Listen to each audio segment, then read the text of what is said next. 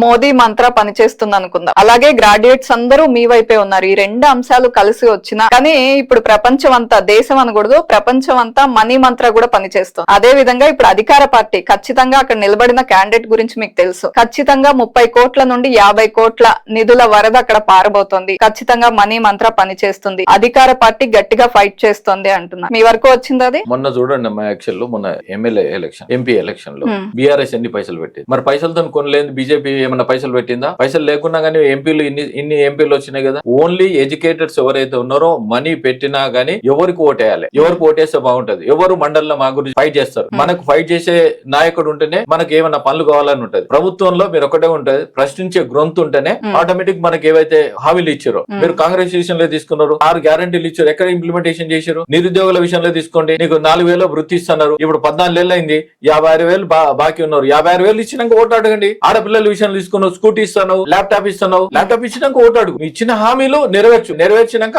Vote అడుగు, లేకుంటే నీకు ఓటు ఎట్లా ఇస్తారు? ప్రతి ఒక్కరు ఆలోచిస్తారు. కేవలం డబ్బులు కాదు, ఎవరి డబ్బులతోని గ్రాడ్యుయేట్స్ ఎవరు కొనలేరు. ఎందుకంటే వాళ్ళు ఏ విధంగా బుద్ధి చెప్పాలో ఆ విధంగా బుద్ధి చెప్తారు. నెరవేర్చిన హామీ ఇచ్చినప్పుడు నువ్వు నెరవేర్చినాకనే ఓటు అడుగు. అందుకోసానికి ఓటుతో బుద్ధి చెప్తారు వాళ్ళకు.